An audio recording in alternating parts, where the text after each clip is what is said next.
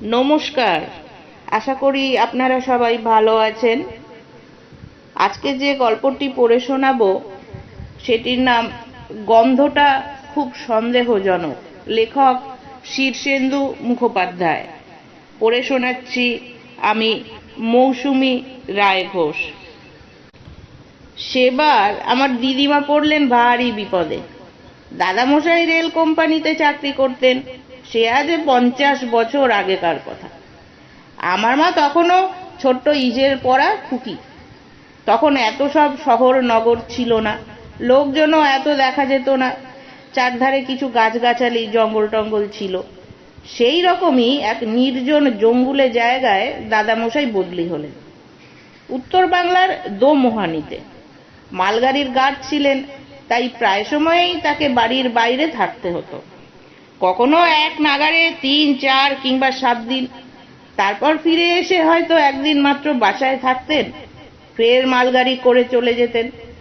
আমার মায়েরা 5 বোন আর 4 ভাই। দিদিমা এই মোট 9 জন ছেলে মেয়ে নিয়ে বাসায় থাকতেন।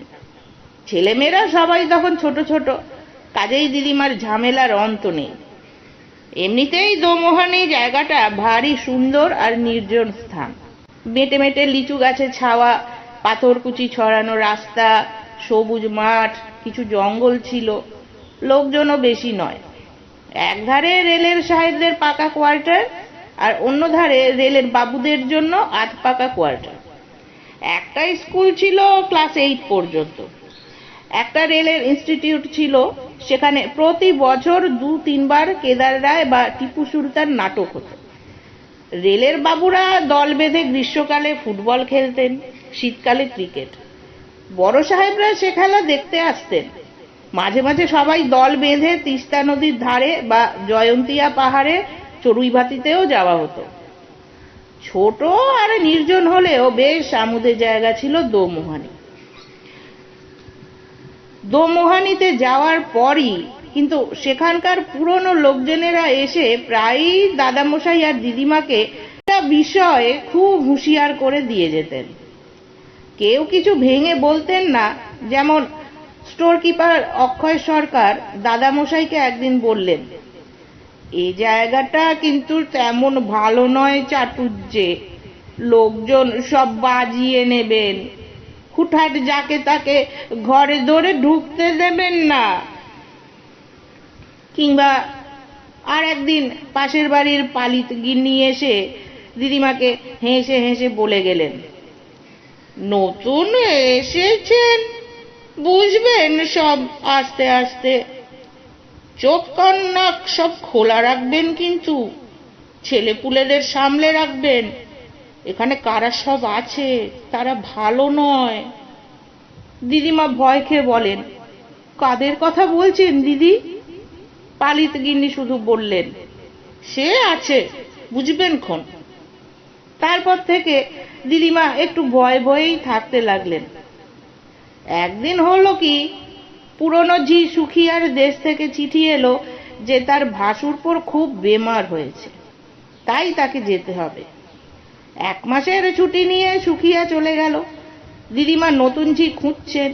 তা হঠাৎ করে পরদিন সকালেই একটা আধা বয়সী বউ এসে বলল, ঝি রাখবেন? দিদিমা দোনমনো করে তাকে রাখলেন। সে দিব্যি কাজকর্ম করে, খায় দায়, বাচ্চাদের গল্প বলে ভোলায়। দিন 2 পর পালিত গিন্নি একদিন সকালে এসে বললেন, নতুন ঝি রাখলেন নাকি দিদি? কই দেখি তাকে। দিদিমা ডাকতে গিয়ে দেখেন কলতলায় এঁটো বাসন ফেলে রেখে ঝি কোথায় হাওয়া হয়েছে। অনেক ডাকাডাকিতেও পাওয়া গেল না। পালিত গিন্নি মিচকে হাসি হেসে বললেন, ওদের ওরকমই ধরা। ঝিটার নাম বলুন তো। দিদিমা বললেন, কমলা। পালিত গিন্নি মাথা নেড়ে বললেন, চিনি, হালদার বাড়িতেও ওকে রেখেছিল। দিদিমা অতিষ্ঠ হয়ে বললেন, কি ব্যাপার বলুন তো? পালিত গিন্নি শুধু শ্বাস ফেলে বললেন, সব কি খুলে বলা যায়? এখানে এই হচ্ছে ধারা, কোনটা মানুষ আর কোনটা মানুষ নয় তা চেনা ভারী মুশকিল। এবার দেখে শুনে একটা মানুষজি রাখুন। এই বলে চলে গেলেন পালিত গিন্নি। আর দিদিমা আকাশ পাতাল ভাবতে লাগলেন। কমলা অবশ্য একটু বাদেই ফিরে এলো। দিদিমা তাকে ধমক দিয়ে বললেন, কোথায় গিয়েছিলে? সে মাথা নিচু করে বলল, মা, লোকজন এলে আমাকে সামনে ডাকবেন না, আমি বড় লজ্জা পাই। কমলা থেকে গেল, কিন্তু দিদিমার মনের খটকা ভাবটা গেল না। ওদিকে দাদামশাইয়েরও এক বিচিত্র অভিজ্ঞতা হলো। একদিন লাইনে গেছেন, নিশুতি রাতে মালগাড়ি যাচ্ছে ডুয়ার্সের গভীর জঙ্গলের ভিতর দিয়ে। দাদামশাই ব্রেক ভ্যানে বসে ঝিমোচ্ছে। হঠাৎ গাড়িটা দাঁড়িয়ে গেল।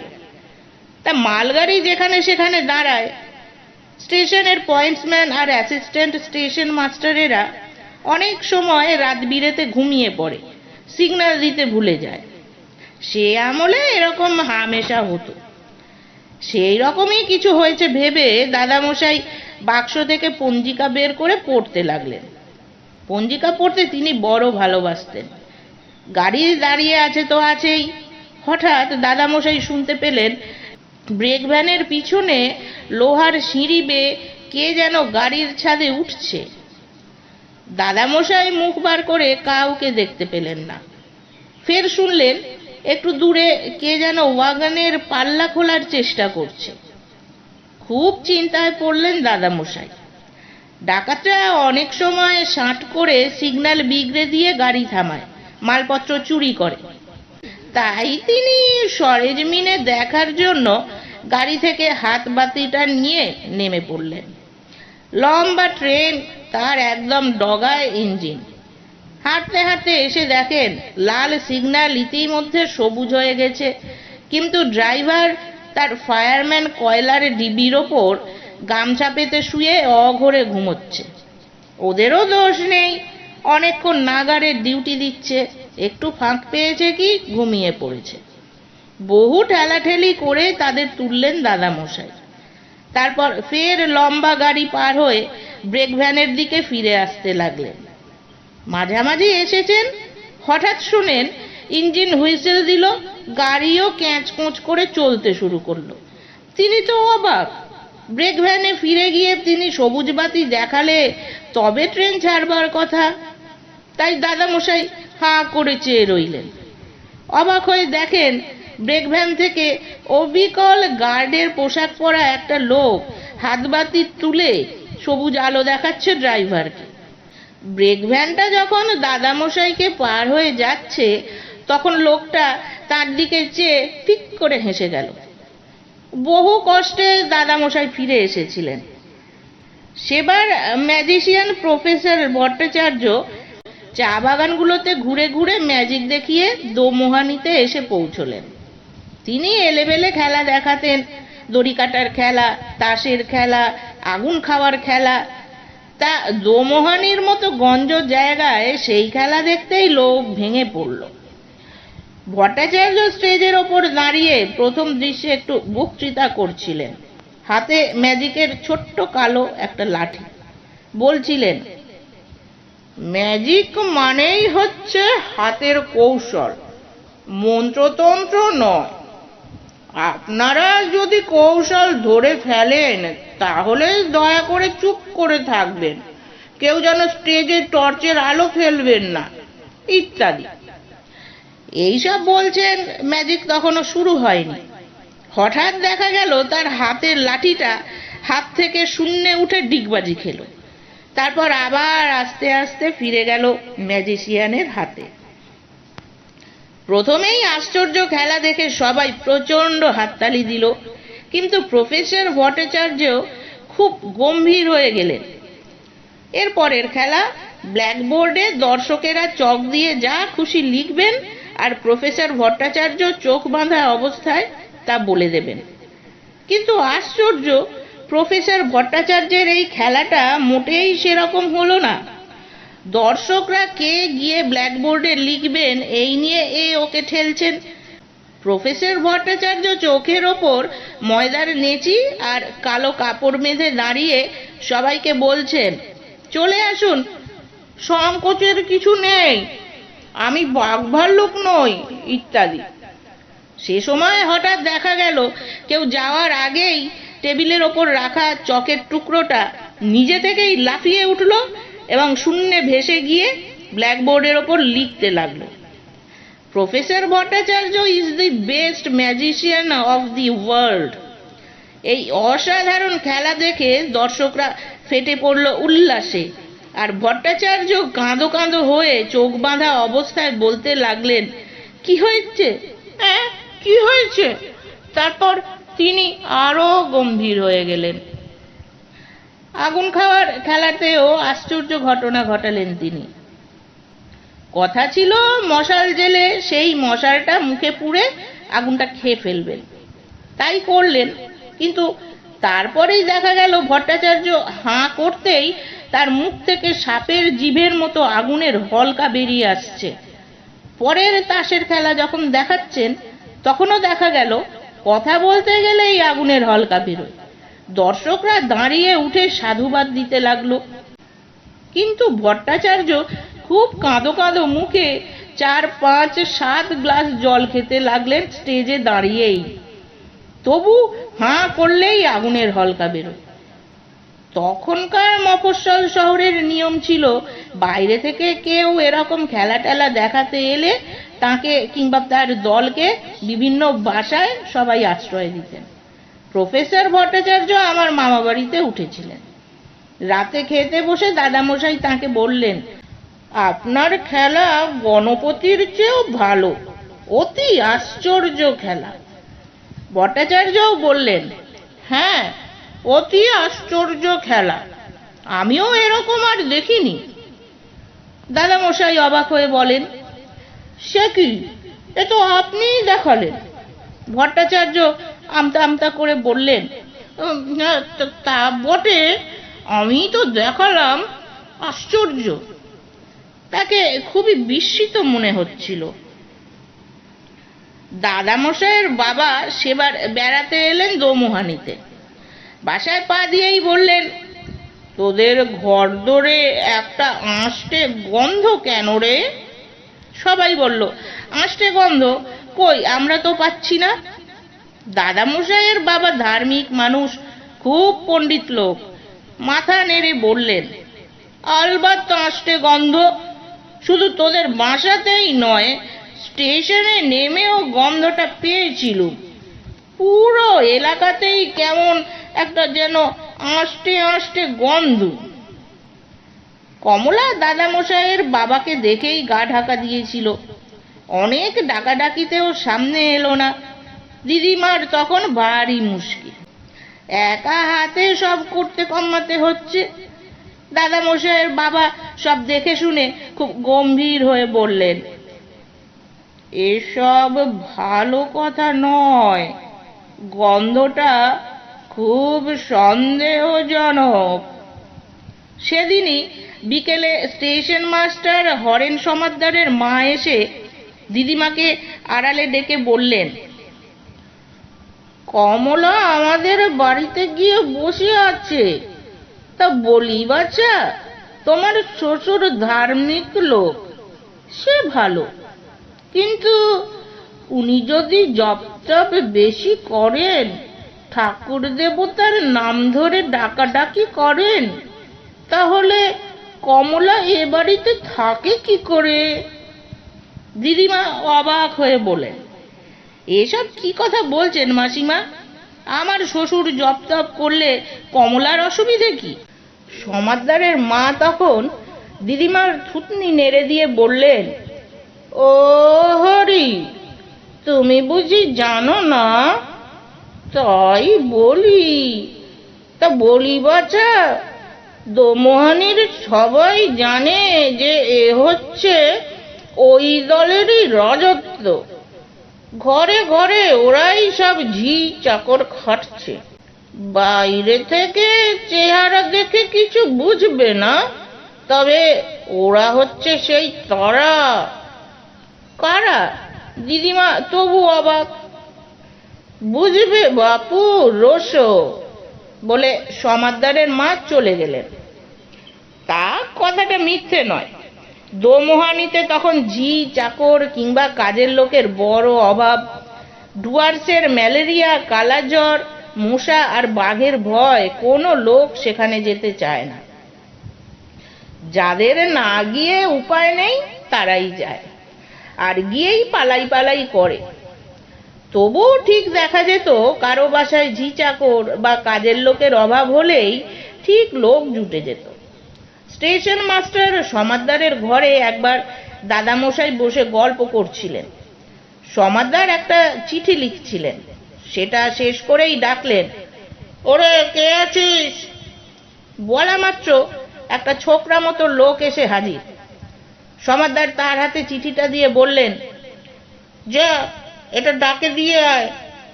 দাদামশাই তখন জিজ্ঞেস করলেন, লোকটাকে নতুন রেখেছেন নাকি? সমাদদার মাথা নেড়ে বলেন, না না, 5-4 মাস খেতে দিয়ে যায় আর কি। খুব ভালো ওরা, ডাকলেই আসে। লোক টোক নয়, ওরাই। তো তাই মামাদের বাড়িতে প্রাইভেট পড়াতেন ধর্মদাস নামে একজন বিঁটে আর ফর্সা ভদ্রলোক। তিনি থিয়েটারে মেয়ে সেজে এমন মিহি গলায় মেলি পাঠ করতেন যে বোঝাই যেত না তিনি ছেলে না মেয়ে। সেবার সিরাজদৌল্লা নাটকে তিনি লুৎফা, গিরিশ ঘোষের নাটক, কিন্তু নাটকের দিনই তার ম্যালেরিয়া চাগিয়ে উঠল। লেপ চাপা হয়ে কোঁকো করছেন, নাটক প্রায় শিখে ওঠে।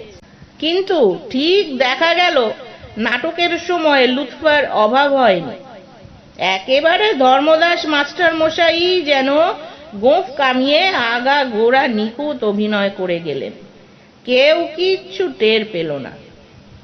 কিন্তু ভিতরকার কয়েকজন ঠিকই জানতো যে সেদিন ধর্মদাস মাস্টার মশাই মোটেই স্টেজে নামেনি। নাটকের শেষে সমাদদার দাদামশাইয়ের সঙ্গে ফিরে আসছিলেন।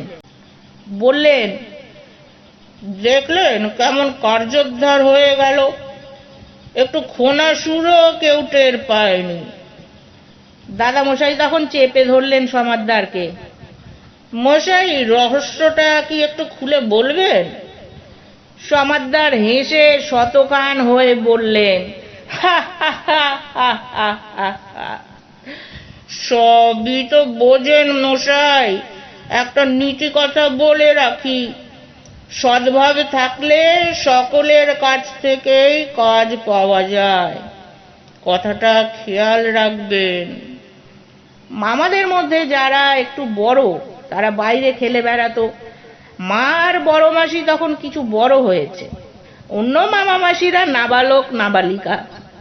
মার বড় লুডো খেলার নেশা ছিল, তো মা আর মাসি রোজ দুপুরে লুডো পেরে বসতো, তারপর হাত দিত, আয় রে। অমনি টুক করে কোথা থেকে মায়ের বয়সী দুটো মেয়ে হাসি মুখে লুডো খেলতে বসে যেত। মামাদের মধ্যে যারা বড় হয়েছে সেই বড় আর মেজ মামা যেত বল খেলতে। দুটো পার্টিতে প্রায়ই ছেলে কম পড়তো। ছোট জায়গা তো, বেশি লোকজন ছিল না, কিন্তু কম পড়লেই মামারা ডাক দিত, কে খেলবি আয়। অমনি 4-5 জন এসে হাজির হতো।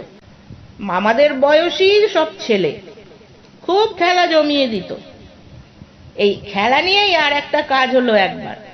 দোমোহানির ফুটবল টিমের সঙ্গে একটা চা বাগানের টিমের ম্যাচ। দোমোহানির বাঙালি টিম জুত করতে পারছে না। হঠাৎ দোমোহানির টিম খুব ভালো খেলা শুরু করলো, 2 গোল শোধ দিয়ে আরো একখানা দিয়েছে।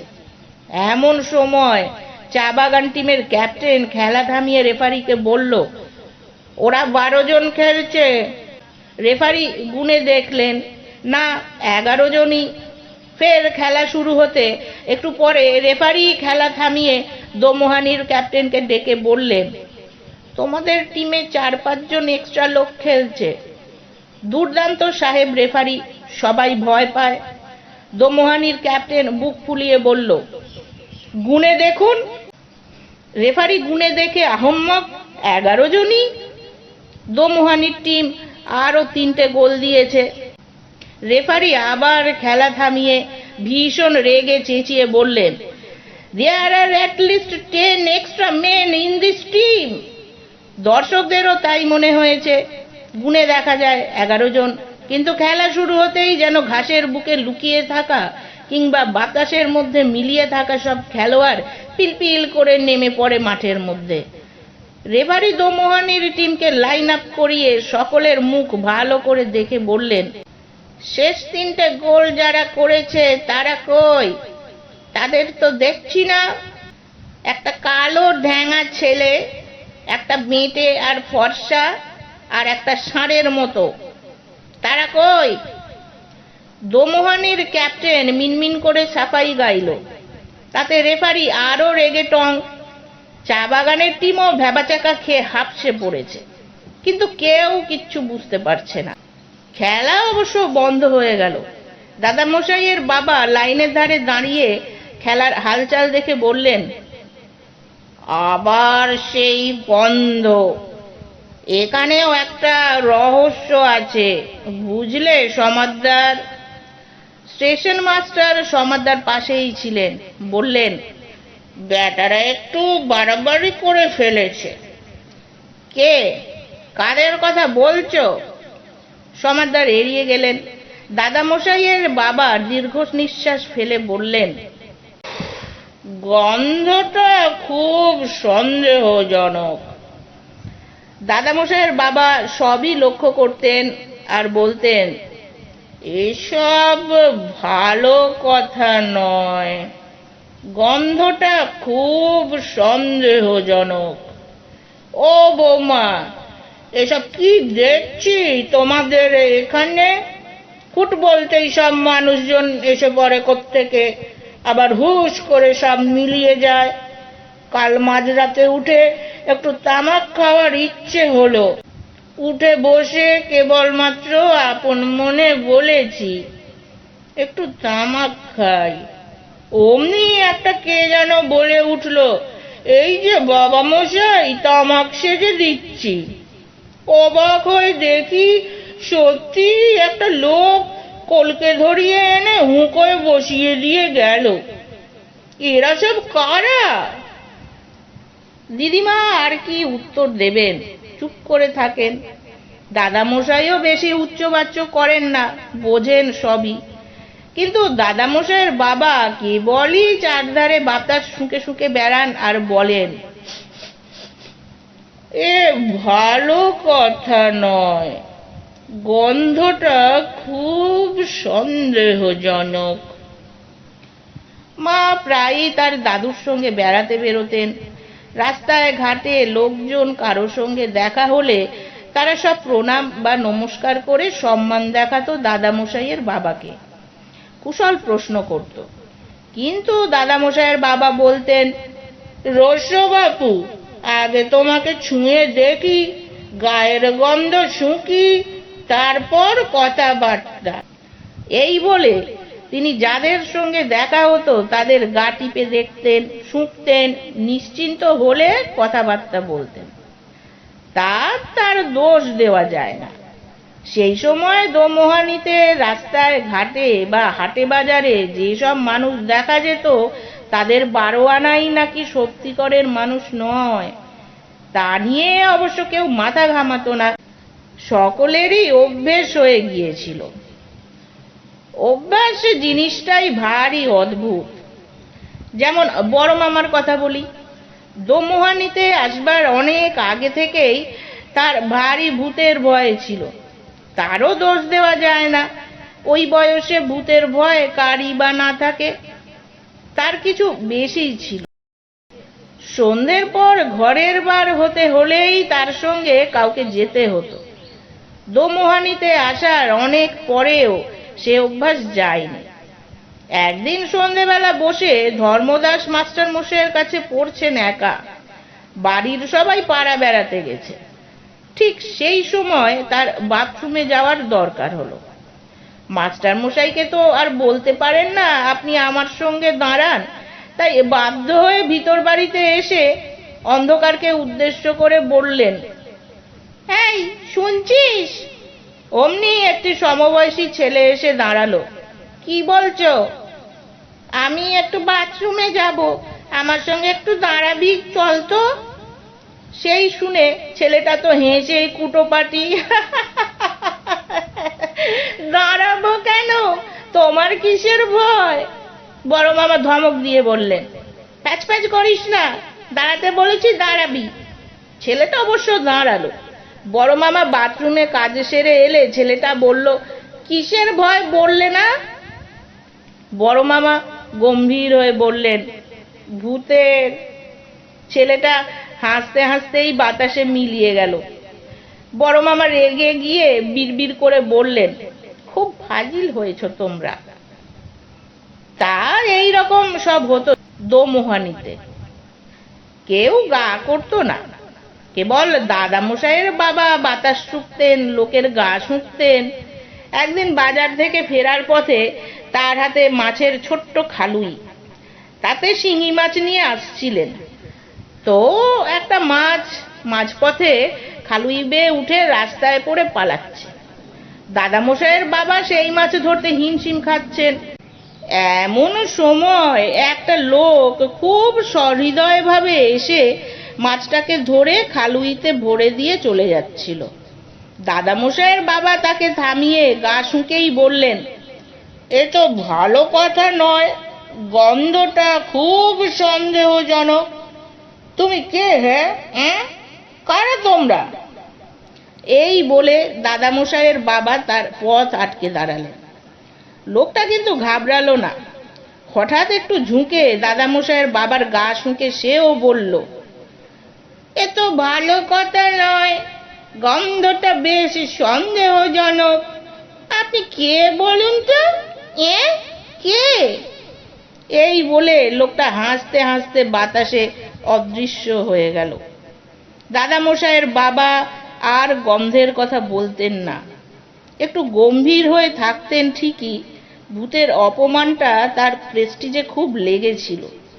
একটা ভূত তার গা শুঁকে ওই কথা বলে গেছে, ভাবা যায়? নমস্কার।